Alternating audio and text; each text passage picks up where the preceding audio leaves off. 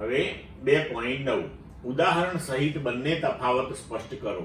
એ કોઈ એક સમયગાળામાં સ્થાનાંતરનું માન, જેને ઘણીવાર અંતર પણ કહે છે, એને કોઈ કણ દ્વારા આટલા જ સમયગાળામાં કાપેલ કુલ પથ લંબાઈ. કોઈ એક સમયગાળામાં સરેરાશ વેગનું માન અને એટલા સમયગાળા માટે સરેરાશ ઝડપ. આપેલ સમયગાળા માટે કણની સરેરાશ ઝડપને કુલ પથ લંબાઈ અને સમયગાળાના ગુણોત્તર વડે વ્યાખ્યાયિત કરવામાં આવે છે. એ અને બી બંને માટે દર્શાવો કે બીજી રાશિ પ્રથમ રાશિ કરતા મોટી કે તેના જેટલી જ છે. સમાનતાનું ચિહ્ન ક્યારે સાચું હશે? સરળતા માટે ગતિને એક પારિમાણિક ગતિ લો. હવે આગળ વધીએ આપણે.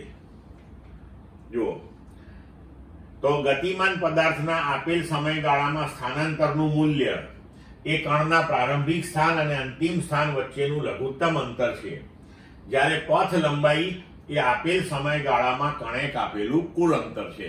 તો આપણે આ સ્થાનાંતર અને પથ લંબાઈ આ થિયરીની અંદર આ વ્યાખ્યા ભણી ગયા હતા. હવે ધારો કે અહીંયા આપણે કોઈ પદાર્થ t સમયમાં a થી b પર ગતિ કરીને જાય, તો આ માટે સ્થાનાંતર a થી b થયું, પથ લંબાઈ પણ a થી b થઈ. તો આ કેસની અંદર સ્થાનાંતર અને પથ લંબાઈ સમાન થઈ ગઈ.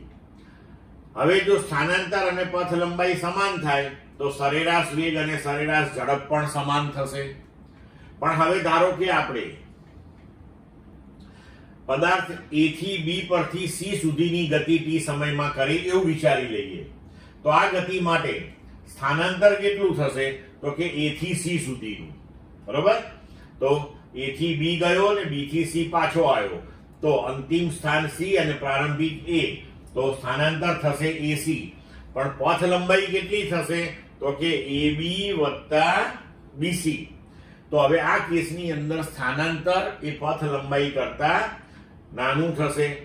તો સરેરાશ વેગ પણ સરેરાશ ઝડપ કરતા નાનો થશે આ કિસ્સાની અંદર.